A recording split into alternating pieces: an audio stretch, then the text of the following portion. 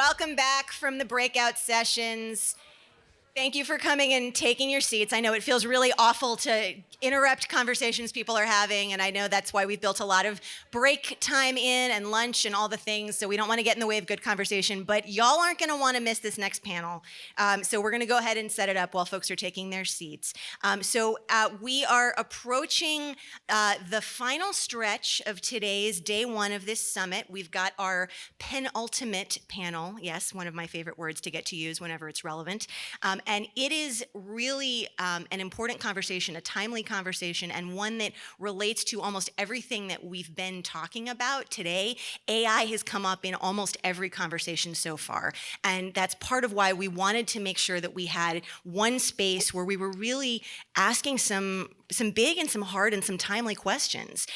With so much coming and already here in terms of changes to the economy with AI and emerging tech, what do we need to be doing when it comes to our unemployment system, our workforce protections, and thinking about social insurance more broadly to be more prepared for some of those shifts? So I am incredibly excited to introduce the moderator of this next panel, who's then going to set up the panel and introduce the panelists. But I'm so excited to have with us Maritza Silva-Farrell of the Ford Foundation, who leads the Future of Work portfolio there, and is asking a lot of these big questions, and a lot of her grantees are asking a lot of these big questions, and a lot of the folks on this panel are wrestling with these same questions too. So Maritza, we're so glad you're here. We're so thrilled to have you with us today and having had you in the audience for a lot of these panels, and I'm really excited to hand it over to you for this really important discussion. Thank you, Rebecca. Thank you very much. Yes, an applause for Rebecca, please. It takes a lot of work to put together an event like this, and congratulations to you and everybody who is involved with the Academy. Incredible organization doing incredible work. So thank you for the invitation as well. So yes, who here is thinking about AI every day? AI is in our lives, yes, you raise your hands. And today we're gonna talk about AI and really how it's impacting the workforce, how it's impacting our economy, how it's impacting even the social security safety nets, including unemployment insurance. And we have an incredible set of panelists today who will be speaking about these issues, and I'm really, really excited to introduce you to each and one of them. We're going to have two of our incredible, there they oh, you okay? I love that. It's such a great screen. Okay, so then we have two focus on the virtual, and two of our panelists will be here. So this is an incredible panelist. So we're gonna introduce Michael Graetz. Michael Graetz is a professor at the Yale University, professor of law school at Yale University. We have Michele Evermore. Hello, Michele. Thank you for joining us. We miss you over here. I hope you're feeling well. National Academy of Social Insurance.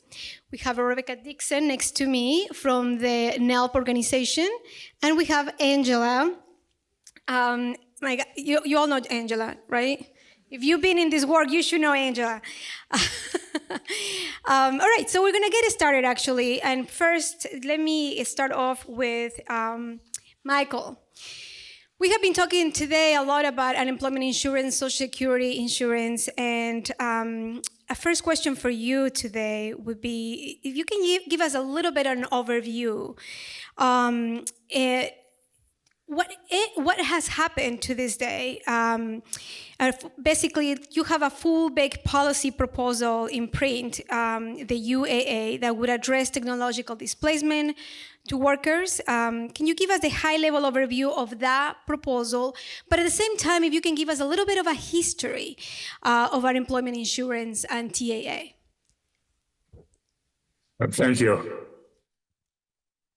So among all of its shortcomings, I'm sure the conversation has revealed many. The weakest link in American social insurance is its protections from job loss during the working years. Franklin Roosevelt knew that the dislocations and downward mobility from being laid off required a national solution, but he rightfully feared that a national unemployment insurance program at that time would be struck down by the Supreme Court, which had archaic views of the role and powers of the federal government. So he modeled the unemployment insurance program after a Florida estate tax system that had been upheld by the court. Not an auspicious start, I might add. Michele, I'm sure, is going to talk more about its shortcomings. All I want to say is that the complex patchwork of state-based unemployment coverage fails to provide any economic security for jobless workers or adequate countercyclical effects for the nation's economy when it suffers economic downturns. In 2024, nearly 3/4 of unemployed workers received no unemployment compensation. The COVID pandemic revealed the shortcomings of the existing coverage, and the federal government had to step in. AI is certain to present new widespread disruptions in the years ahead. And a crucial challenge in the years ahead is managing the economic, political, and social risks of an economy that without policy adjustments may no longer need nearly as many workers to grow. President Trump insists that his tariffs will bring factory jobs and revitalize manufacturing in the United States, but that hasn't happened, and it's not going to happen. And attacking immigrants is not going to help either. Trade adjustment assistance, which was initially adopted in 1962 to ease the transitions for workers who found their jobs dislocated by global trade, offers us something of a better model, since it provided income maintenance at 65% for wages up to a year. Also, it provided relocation funds and training for a new job. It looked promising because initially it had widespread support from businesses that profited from the trade liberalizations and from organized labor, which remained important at that time. But to make a long story short, it failed due to a combination of inadequate funding, tight eligibility requirements that made workers prove that their loss of a job was due to trade disruptions, and the lack of effective training. From 1990 to 2007, which was the greatest period of job loss from Chinese imports, TAA helped only 6% of displaced workers, and the program was terminated between 2022 and 2025. For the workers who did benefit from the TAA program, its successes or lack thereof are controversial. According to the Labor Department, nearly 75% of participants were reemployed within 6 months to a year and had wage replacements in excess of 90% within 12 months after leaving the program. Other researchers, however, have emphasized that the majority of workers served by the program were older, lower educated, and often mismatched with their training and occupational opportunities. In a recent book, The Wolf at the Door, The Menace of Economic Insecurity and How to Fight It, which Ian Shapiro and I published, unfortunately, in February of 2020, when no one was available to receive it. We urge replacing unemployment insurance, TAA, and much job training with one national program, which we called Universal Adjustment Assistance. That program would provide adequate unemployment coverage and benefits to any worker, including independent contractors and part-time workers who lose their job without their fault and who are actively seeking reemployment. The regressive state financing of unemployment insurance would be replaced. Relocation assistance would also be provided through a UAA or perhaps through the EITC, and new strategies based on successful programs elsewhere, such as in San Antonio or Nevada, maybe even Denmark, that would engage community colleges and public universities in their efforts, would help displaced workers find new jobs. Reemployment bonuses would be offered to workers who find jobs in specified periods and who successfully undertake the training programs. Opportunities for enhancing workers' human capital would then become something of a national priority rather than a national stepchild.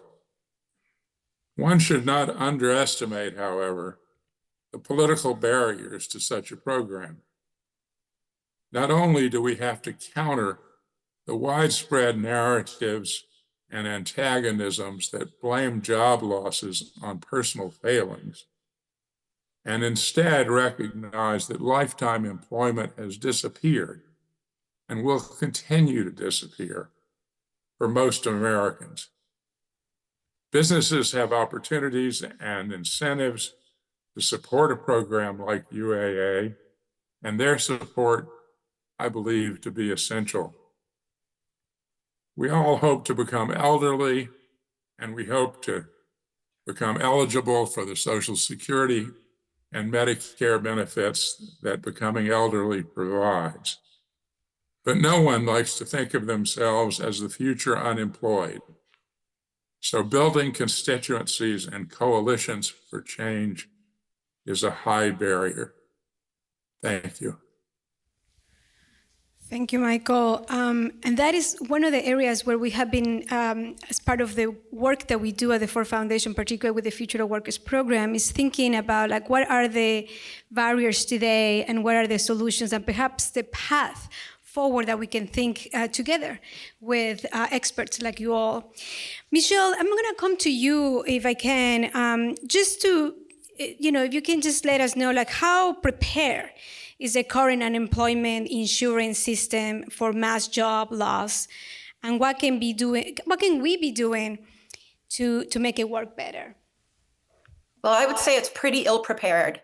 For the better part of the last 50 years, administrative funding has been declining in inflation-adjusted dollars. I would say, except for the couple of years that Angela was at USDOL, coincidentally.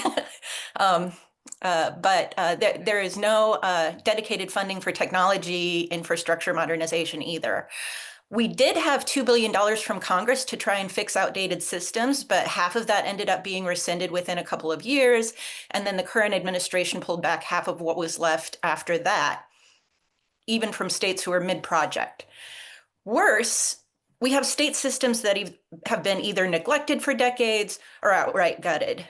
By neglect, I mean technology isn't modern and maximum weekly benefit amounts don't keep up with inflation. In California, for example, the maximum weekly benefit has been $450 a week since 1983. Also, in a wide swath of states, benefit access has been deliberately gutted since the Great Recession. States have cut three things: access, duration, and weekly benefit amount. While 26 weeks of benefits was standard until 2011, in the wake of the Great Recession, states started reducing the number of weeks available down to as few as 12 weeks. 13 states have reduced duration.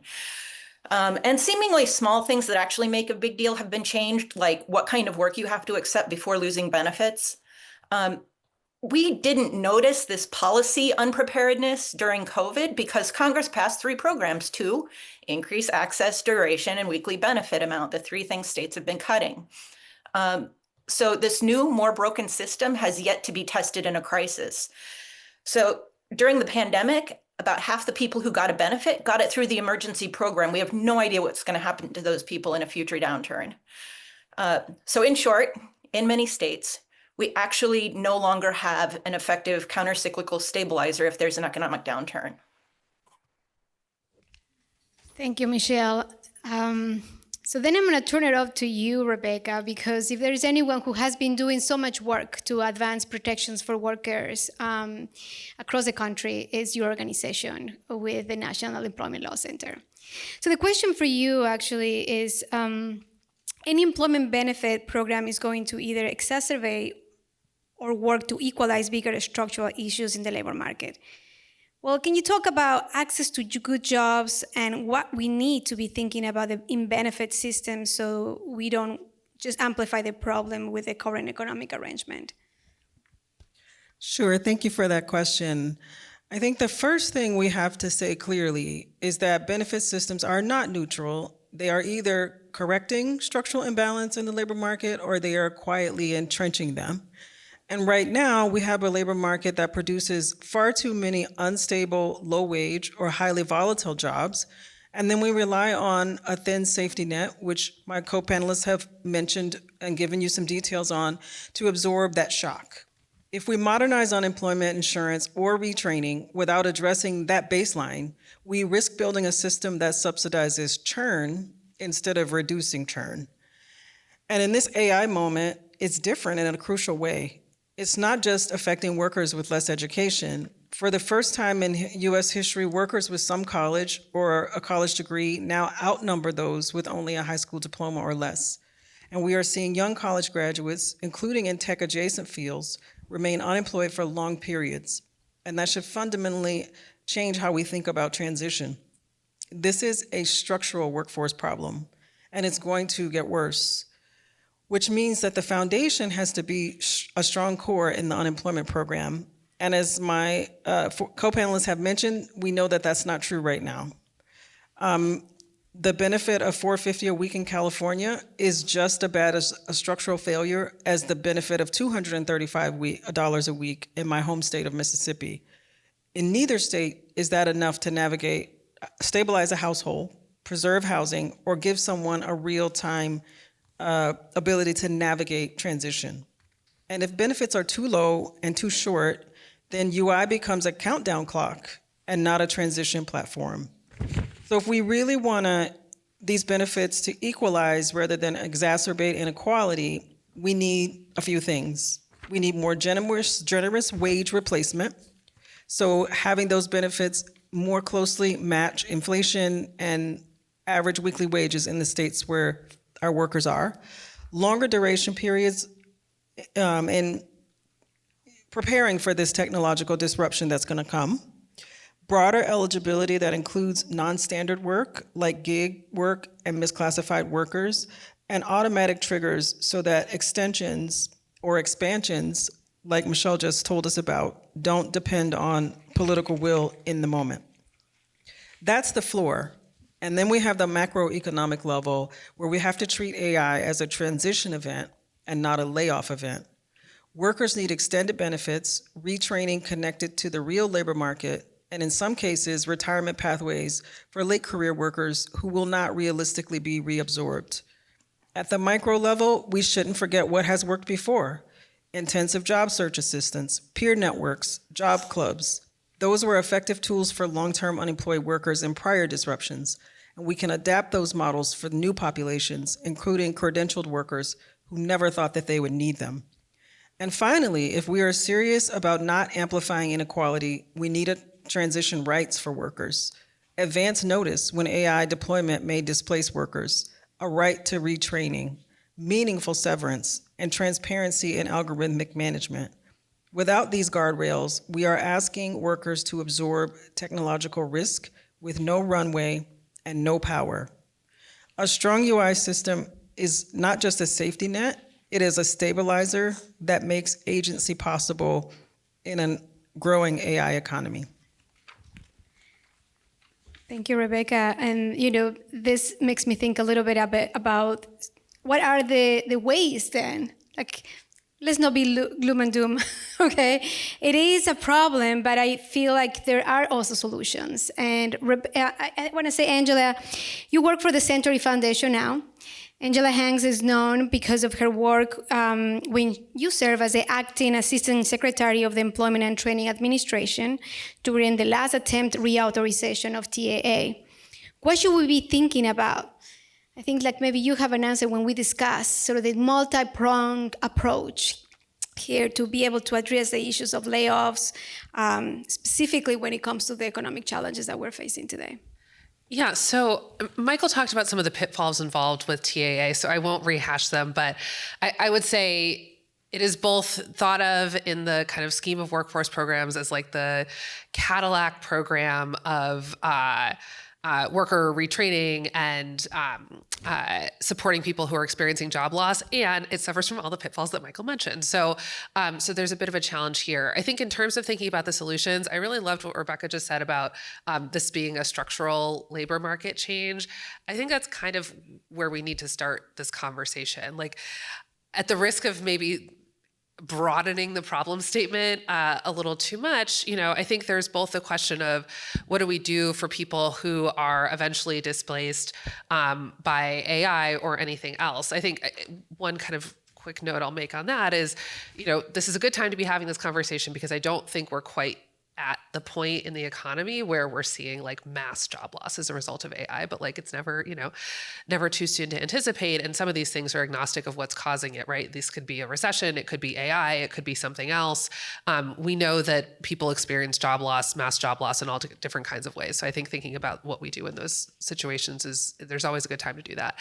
And there's like how do we stem the harm, but also how do we think about that transition in terms of like broader labor markets, structural labor market transitions too, right? Like people are going to have different jobs, and that is really difficult when you're trying to navigate that personally. But it also, to me, says there's like a multi-pronged stool of which, social insurance is a critical part. You have to have things like that are non-negotiable, like wage replacement, like opportunities for retraining, like continued health benefits, ways to feed your family. And I think we also have to be thinking about like, what do we want the labor market to look like on the other side of this too? I think it is true that there will continue to be jobs of some kind with the entrance of AI. That's kind of always been true in big moments of technological change. We just don't know what they are yet. And so the way I would think about it is both like, what are the things that we know we will need regardless of the kind of moment that we're in with technological change? And then also like, how do we build the political will to get there? I think one of the things I was really struck by, thinking back to my time at the Department of Labor and working on TAA, it was not reauthorized for the first time ever since 1962.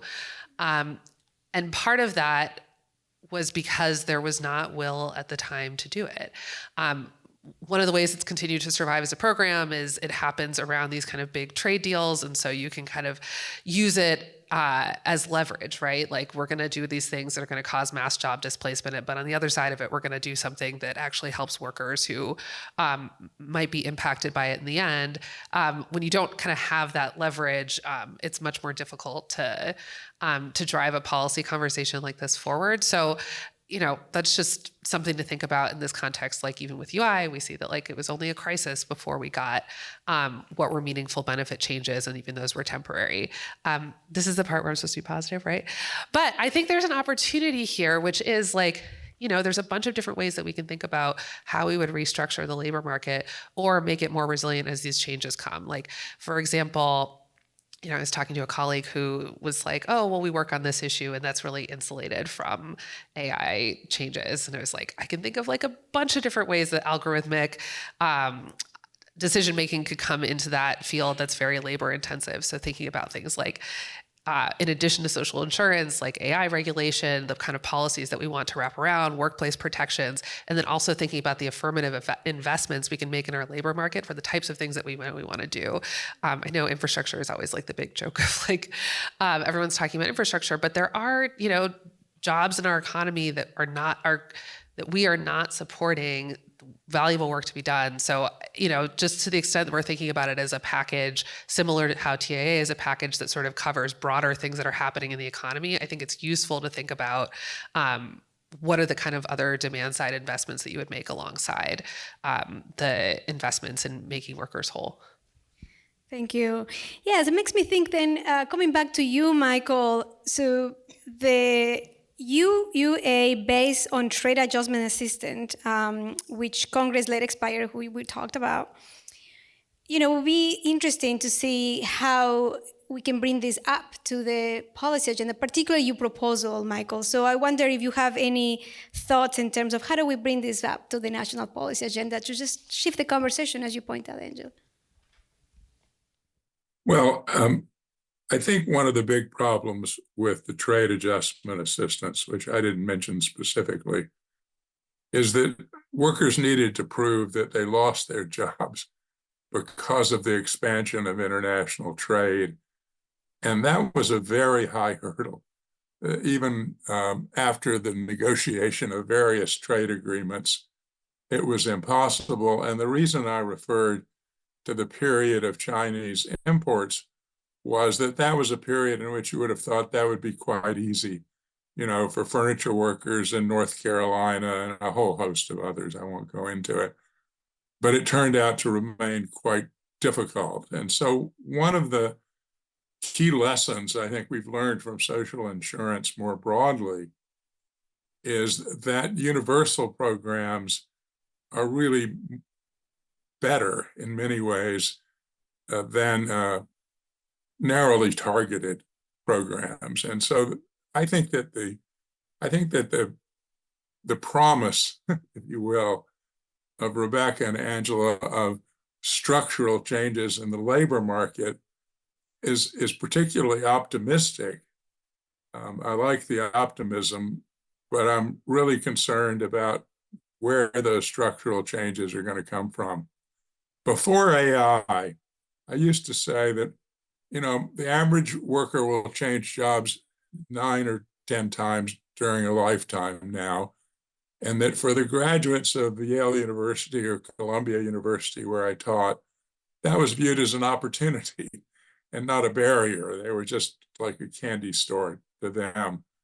AI is going to change that rather dramatically, and the constituency for transitional job protections, I think, is going to grow in ways that we haven't seen before, not only among less educated where we have seen it, but also among, very educated folks who are going to find that their jobs, law, of course, comes immediately to my mind, but many others, accounting and other service industries, which have been very successful, are going to have new challenges. And so here, I think the universality of this program, the national character of this program, are both great advantages. I have to say, I had thought that during the COVID period and during the Biden administration, there was an opportunity for structural change in unemployment insurance and trade adjustment insurance, and that UAA had a window in which to operate, but it fell to a very low priority among the decision makers. And I think one of the questions is, how do we get these ideas into the right hands and with the right incentives for making them priorities? Thank you, Michael. Just a follow-up question for Michele. In terms of the unemployment insurance, it's been thought, and I learned a lot today, by the way, in terms of how unemployment insurance can be seen as just an extra set of resources of funding or money or a benefit for an employment worker, right? But can we think a little bit about UI as something more? Can you share a little bit more? Because we know that it's more than that. And specifically the connection between UI and workforce development in particular. I'm thinking specifically in the sense of how do we utilize this as a form of building worker power as we see all of these threats, as it has been mentioned? Sure. I mean, the obvious thing is in addition to the, macroeconomic in addition to the macroeconomic stimulation that it provides, every dollar spent yields $1.92 in economic activity, according to the IMF. It also provides attachment to the workforce through registration with the Employment Service, reemployment services and eligibility assessments. It also provides something called a reservation wage. And that's to float people to the next, not just to the next available job, but hopefully to one that's suitable. That way, losing one job doesn't permanently mar someone's whole career. And I think we need to think about that attachment to, reemployment and to the, unemployment insurance and reemployment are tools used by the state to sort of manage the economy in a very smart way. When Frances Perkins got into, prior to the economic around the economic downturn, around the Great Depression, Frances Perkins was absolutely obsessed with the BLS. And one of the ways that she sort of like splashed onto the national stage was constantly calling out President Hoover on his characterization of the unemployment data. We should be thinking about that now as we're thinking about what's going on with the BLS and thinking about understanding what it is that we're managing, understanding the jobs that are going to be available, understanding where there are gaps and how to prepare people for those gaps, and really engaging all of our reemployment tools. Another thing, going back to Frances Perkins, is her obsession with employment service, which we've really let dwindle, and reinvigoration of some of the tools that we know worked. The economy in the 1930s, the big changes that were going on at the front of the 20th century aren't that different than some of the challenges that we're facing now. And so we should be learning from history, how to look at a rapidly restructuring economy. So all that to say is, unemployment insurance is not just an individual benefit. It's a macroeconomic stabilizer, and it's also a tool to manage the economy.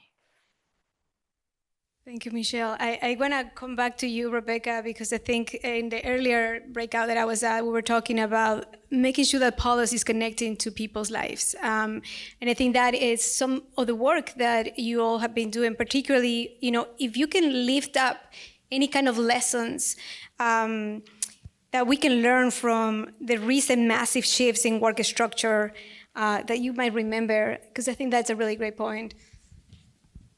Sure. So we've been here before with the Great Recession, with COVID, and I would have to say, to me, this feels like a NAFTA moment, a moment where we have the opportunity before something happens to actually start to create a system and structures that can protect workers and help them transition to new jobs, and that this change doesn't have to be a drop down the economic ladder. So I would say some of the lessons that stand out to me is that delay is destiny, and when we wait to respond, then the harms harden, and long-term unemployment becomes detachment from the labor market. Regions have hollowed out in places where there is long-term unemployment, and political backlash grows. And we're seeing some of the benefits of that, or the not benefits, but we're seeing some of the challenges of that in the political moment that we're in around authoritarianism being a real risk for this country. And early automatic supports really matter. Training alone is not a strategy. We have repeatedly overpromised retraining without guaranteeing job quality or demand-side pathways for workers. So training has to actually be connected to real jobs, real wages, and real career ladders for workers. And systems built for standard employment are failing workers who are in non-standard employment. Things like gig work, subcontracting. Those workers are falling outside of UI coverage. And Michele talked about the expansions that happened during COVID. Those expansions caught a lot of those workers, but they are not permanent in the UI program. AI disruption will amplify this mismatch that we are seeing unless we are willing to rebuild eligibility from the ground up and have it cover all workers in standard and non-standard jobs. And the broader lesson I think here is that technological change is not new. What is new right now is the speed and breadth of what we are seeing happening, including in sectors that have previously felt like they were protected from big transitions like this.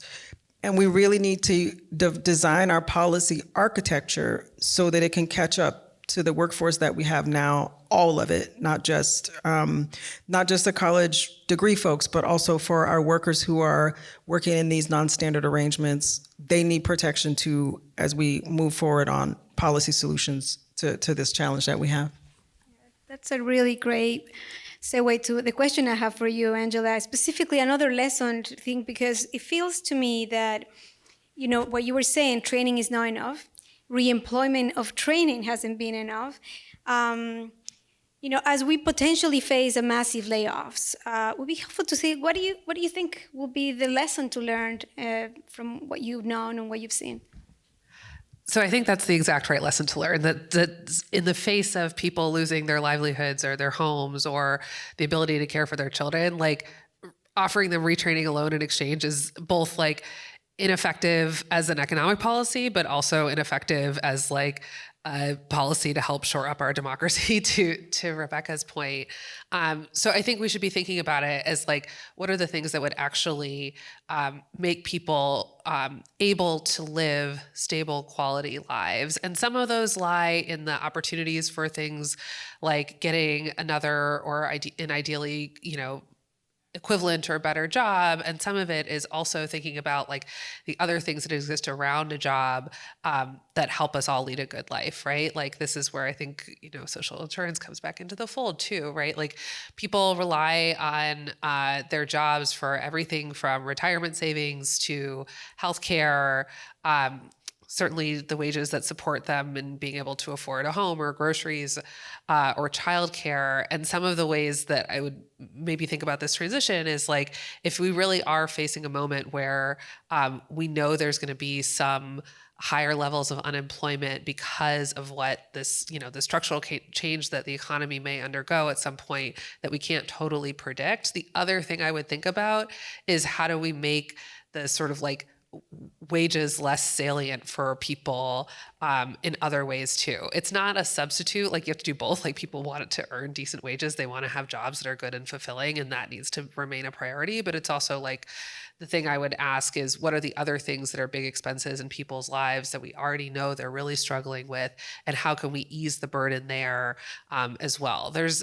I think maybe the point I'm making is like, there's no shortage of ways that government can intervene to support people. And I think if we're thinking about it sort of narrowly through like this is the amount of services that we can give people for a limited time, and it's relatively small in the kind of range of services, and we can't guarantee much at the end, I think we'll sort of find ourselves in a similar situation to, again, some of the challenges with TAA, where it was this incredibly generous program that like faced between TAA and nothing. Oh my gosh, everyone would much rather have TAA, and certainly would much rather have TAA than the other services that exist in the workforce system. And even the thing that is like the Cadillac of worker retraining and supports is still kind of not enough for people to be whole. So, I really like the idea of thinking about both what is the more expansive suite of services that we can give to people as they're experiencing the immediate harm of job loss over the course of like the first couple of years, and how do we make it so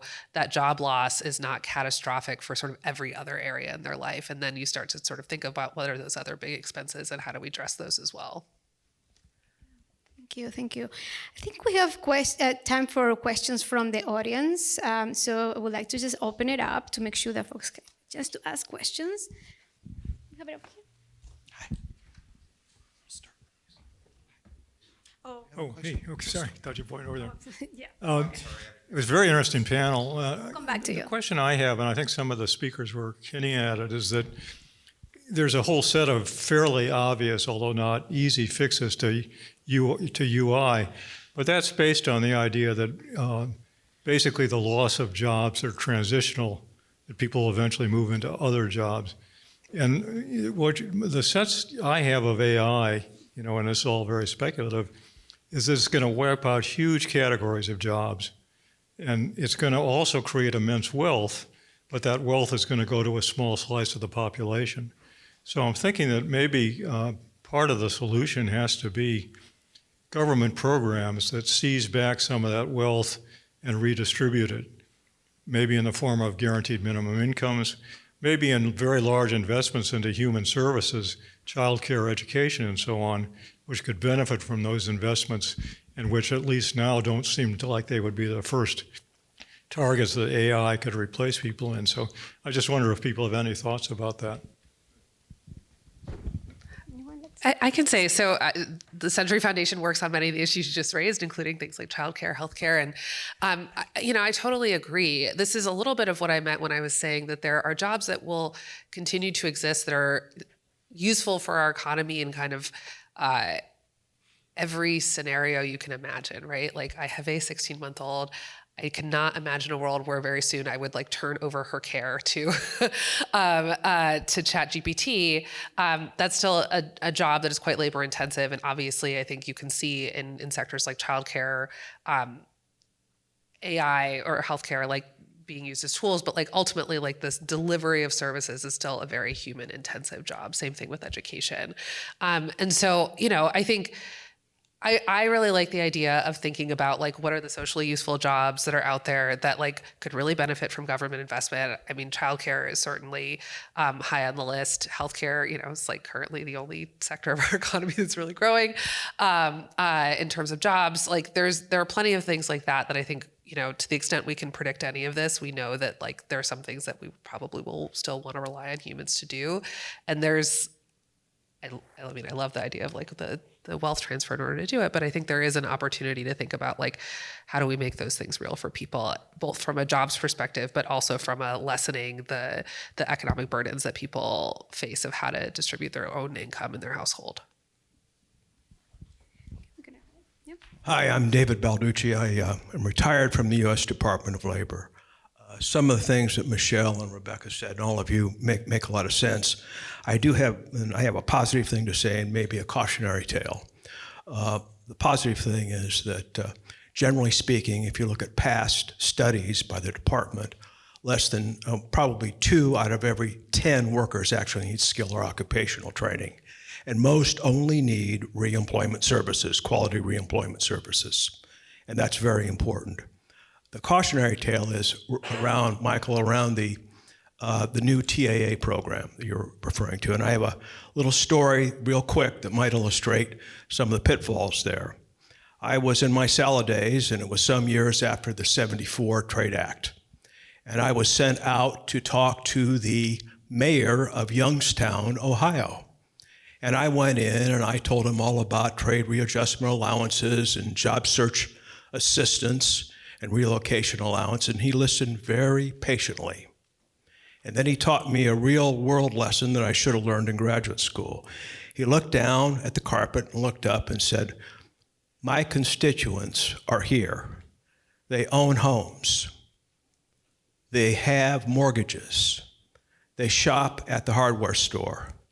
I kind of like what you say except for this relocation allowance." And I told him, well, there's a lot of good jobs in Texas. And he said, "Young man, you're not getting it. These are my folks. I don't want them to leave my city." So that's my cautionary tale, Michael. So let me say a couple of things in response to your cautionary tale. We actually spend a good bit of time in our book talking about Youngstown, a town which every presidential candidate for some reason seems determined to visit during every campaign, and promises that Youngstown will come back to the steel producer that it used to be. There is a French factory now doing the rolled steel that used to come out of Youngstown Steel in Youngstown, and it's full of robots. It's supplying 1,200 jobs at about $100,000 a kick, and that's it. Whereas Youngstown Steel in its halcyon days provided thousands and thousands of jobs for the city. If you look at Allentown across the river, Allentown has actually transformed into a city that's doing a lot of healthcare, a lot of education, and responding to a lot of change in IT. So, partly my response to the mayor is that he's got to get over steel and into something else. And that's an important point. But your larger point, which is that people don't want to move, is very important. One of the things that's happened in the US is that people have become more and more wedded to the place where they were born and raised than they were. There's a lot of discussion in the sociological literature about this. But there are people who are willing to move. And for those people, helping them relocate is a very important piece of a package of transitional assistance to a new job. So I don't want to be misunderstood in suggesting that relocation expenses are somehow a complete answer. You need transportation help, you need childcare help, the things that the other panelists have been talking about. And most people will not want to move. But for those who do, helping them do so, I think, is a very important piece of this puzzle. Thank you, Michael. I think we are actually at time. We'd like to thank all of our panelists here. Please, let's give them a huge applause and appreciation for all of your comments. It's a hard time, so I really appreciate you all joining us here.